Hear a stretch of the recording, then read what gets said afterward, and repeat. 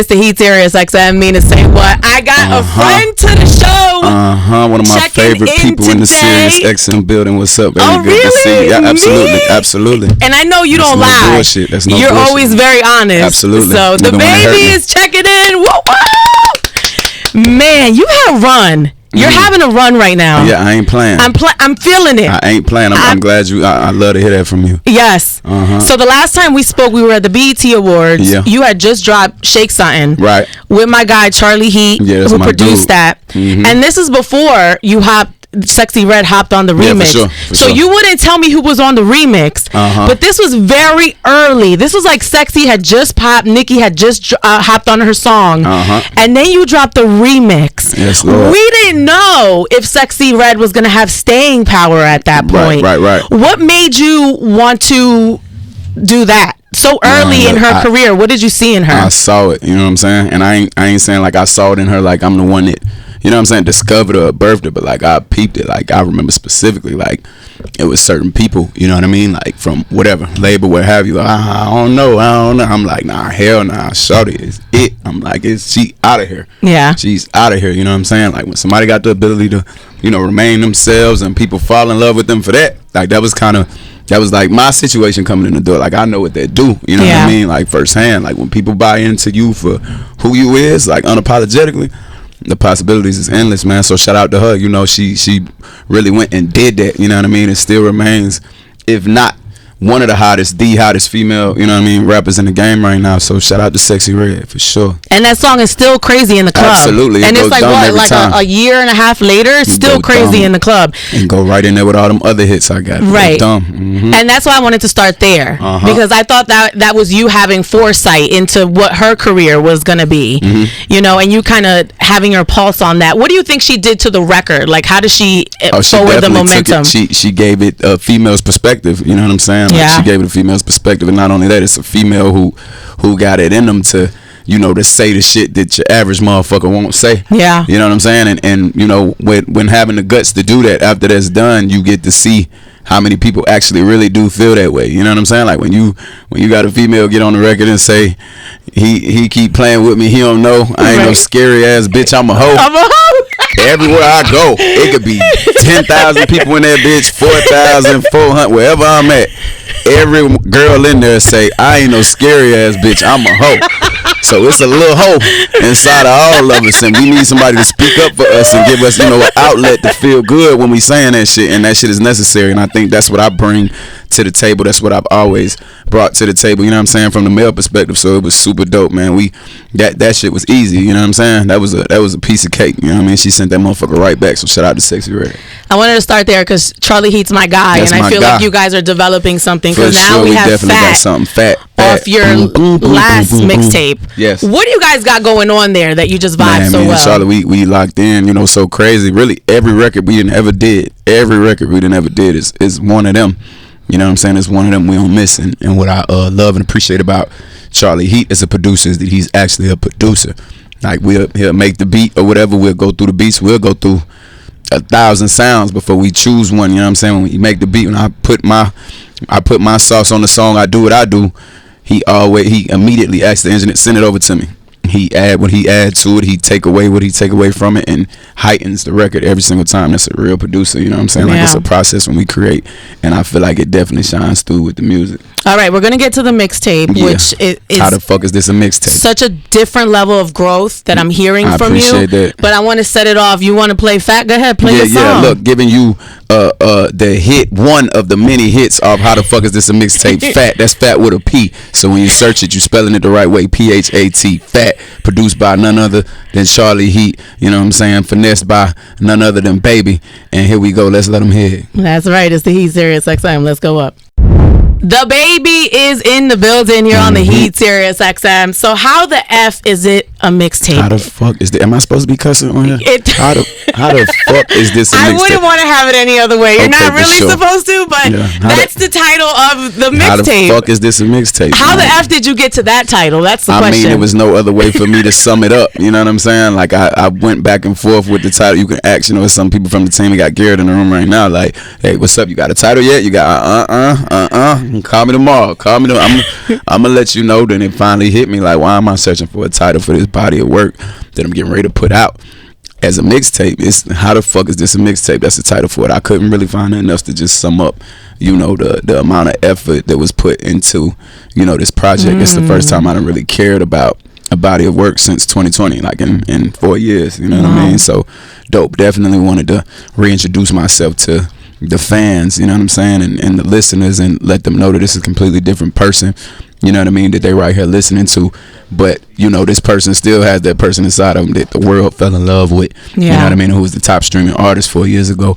You know what I'm saying? So it was no other way for me to give people the amount of range that I have as an artist, and the versatility, without me putting this many songs on a project. So yeah, it ended up just being like, how the fuck is this a mixtape? This makes no sense. This right, because it sounds like an album, right? Sure. Why wasn't it an album? Who makes that decision?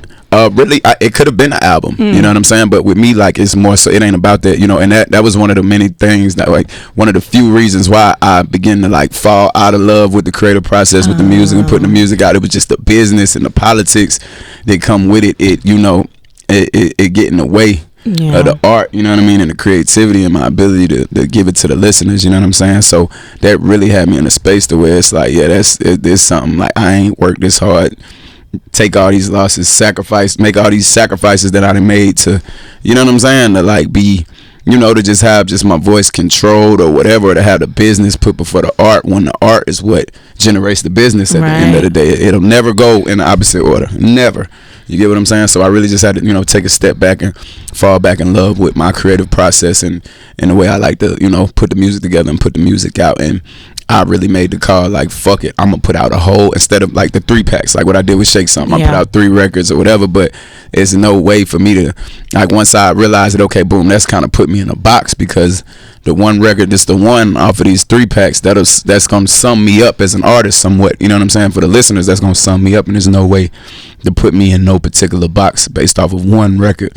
You know what I mean? Even with this one, like, the first 3-4 songs are so different. That first song. You know what I'm saying? Right. In a Minute, it started with In a Minute, and immediately go to Give Me a Reason and Carry It On, then Ain't That a Bitch, then Did It. Like, that's 5 completely different vibes, like back to back to back to back to back. And then I get, heavy on catering to the ladies on the second half of it. Then I close it out with, some hip hop. So, yeah, it can't keep. Thank you. You know what I'm saying? A blend of it all. You know what I'm saying? So it was super fun creating this project, man. And shout out to my entire team, the producers that produced the majority of the records on there. Shauna First, KO, you know what I mean, Charlie Heat, and my engineer Brody, who not only engineered but also mixed the entire project. And we recorded majority of these right there in my studio, right there in my crib, you know what I mean? So this is real, this is straight off the pot. Like, this is what it is, you know what I mean? This is current energy, this is present energy, this is me right now, this is how I'm feeling, this is how I'm rocking right now. And the way that the fans are receiving it is exactly how, I would want it to be received, when we got so much more work to do in terms of pushing the music and circulating it, you know what I mean, around the world. That's why I'm here to see you, man. Cut it out. Look, I came to see Mina. There's an adult, like an adulting that I'm hearing on the album. Yes. With you taking accountability and kind of reflecting about how your journey has been in the past couple of years. And I like you for sure in that light, because it's vulnerable. Absolutely. And it gives an insight into what you've been going through. Right. Talk to me about In a Minute, because there's a lot there that I love in the vulnerable side of what you're bringing on this tape. In a Minute, man, it's just a record. It's a reflective record, for sure, to say the least. And not only am I, talking to the listeners and the fans, like, you can also hear me talking myself through, you know what I'm saying, my journey and just the process of growing as a person, as an artist, you know what I'm saying, as a father, as a spouse, and whatever relationships, you know what I'm saying, like, it just all the way around the board. Like, it's just a song that really just, it makes me completely transparent, you know what I'm saying, to the listener. And not only that, like not only transparent in terms of like my heart or my character, but also like my mind and, you know, how I processed everything that's taking place with me along my journey and how I plan to move forward, you know what I mean, from it. So that's definitely, you know, the type of record that I feel like sets the tone for a body of work like this, you know what I'm saying, to where it don't matter what come after it. You learn so much about me and about, you know, the information that I can give others, you know, in times of trials and tribulations, that right there alone, you know, you can take that intro alone and, you know, and learn 1,000 things from it and go be a better person with it, you know what I mean? And you talk about this idea of getting back on the charts. Is that I'll be back there in a minute. Do you care about that? I too. Of course, you know, I want to reach the highest heights of in anything I do, which I have. When we talk about the charts, like I have, so it's like, you know, but at the end of the day, like, you know, I can't see myself getting back in a space to where I allowed it to consume me, or, you know, or alter, like, you know, my creative process. Like, this is when I'm at my best, when I'm creating freely and, you know, not really thinking about none of that. And I came in before anybody even knew me. I was a local artist saying I'm the best. I'm the best. I put the work in and I got the results and I got the accolades. I was the top streaming artist in the world. You know what I mean? Top streaming rapper in the world 2020. So I've already checked those boxes. That's not something I have to prove anymore. You know what I mean? I'm more so in the space to where, you know, I'm proving. I've already proven to myself, you know, that I can weather just about any storm. I've been through the worst of the worst outside of the music while still navigating through, you know, the journey that the world has watched me navigate through. And, you know, I open up about that more in other records or whatever. But, you know, that ain't really. Of course I care. I ain't gonna say I not care about nothing, but at the same time, like, I don't care enough to let that consume me. Like, that's not how I measure my success. All right, on that note, let's get into it. It's an amazing song. In a minute. The intro. DaBaby, the intro to How the F Is This a Mixtape? How the fuck is this a mixtape? I'm gonna get her to say it one time. She gonna drop the F-bomb one time before we out here. Here go in a minute. I already gave you a middle finger today, DaBaby. For sure. I got the middle finger picture. I'm posting that shit today. Watch. I'm gonna make sure I tag her. I'm gonna put her name right there on her middle finger so they know she don't keep it clean all the time. But nah, it's Mina's house. For sure. Let's do it in a minute right now.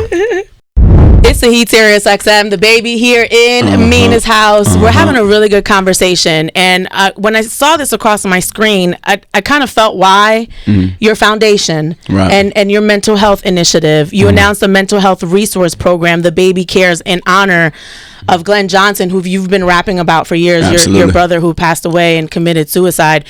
What happened to your heart?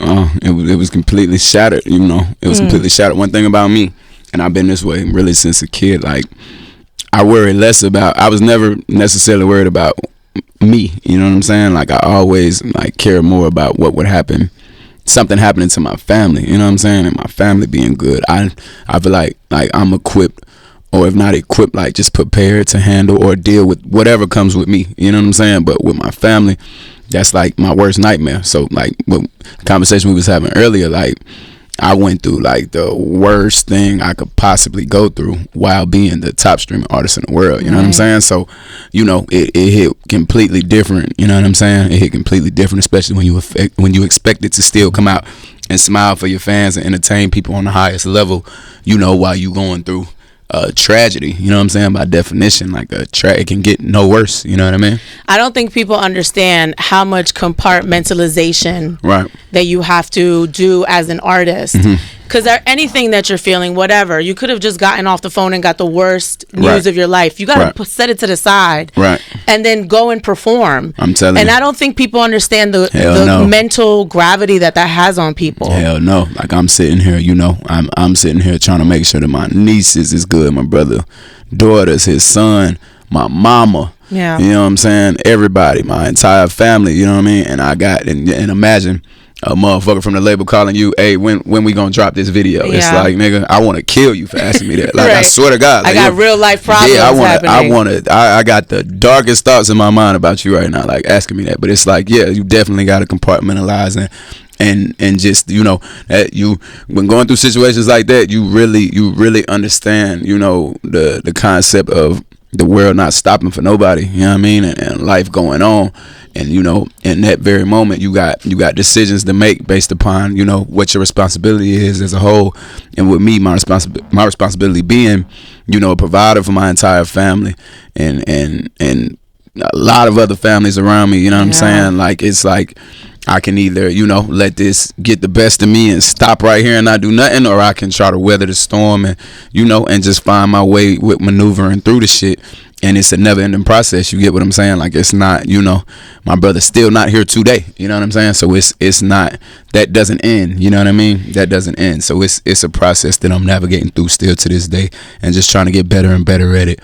But also, you know, not making it about myself and putting, you know, other ones. That's where I was going. Yeah, first. You know what I mean? How does this help your healing? You helping other men, black men, who are dealing with mental health issues. How does this help you? And particularly the youth too. You know what I mean? Because I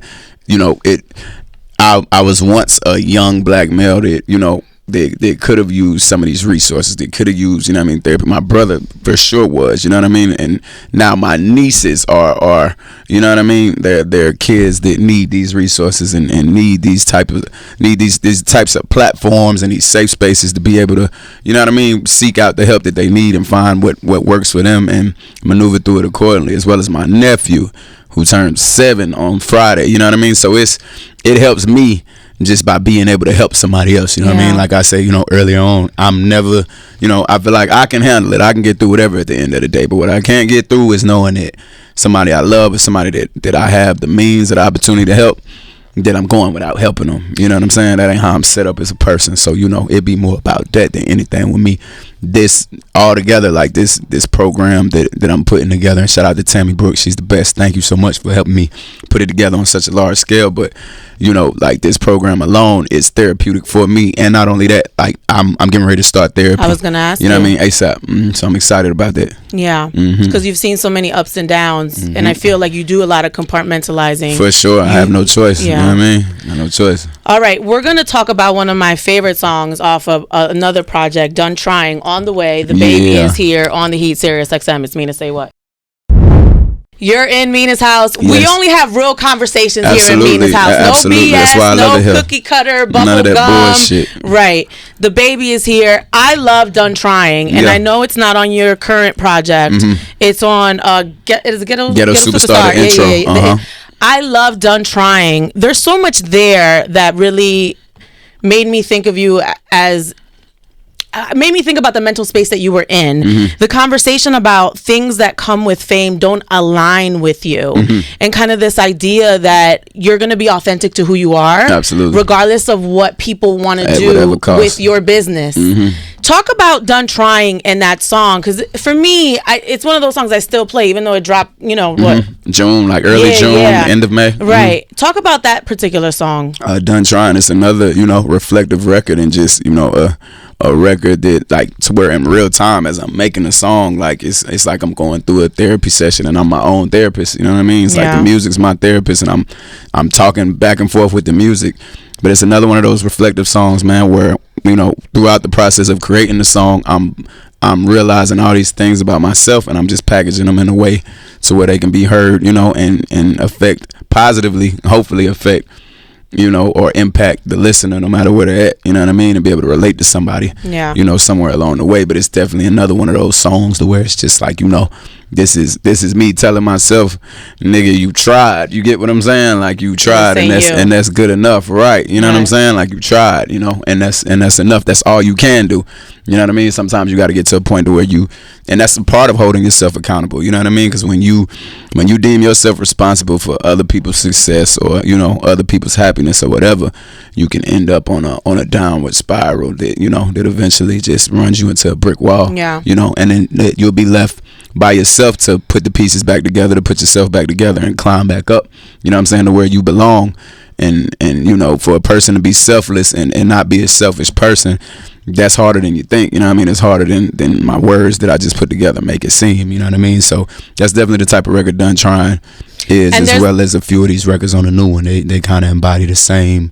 You know what I mean? And I'm drawn to those records from you right now for some reason, because I'm just, it's like peeling back the layers of the onion and learning more about you. There's a comparison on here that I so see when you said, I'll be another Pac. And I feel like Tupac was so misunderstood, so intelligent.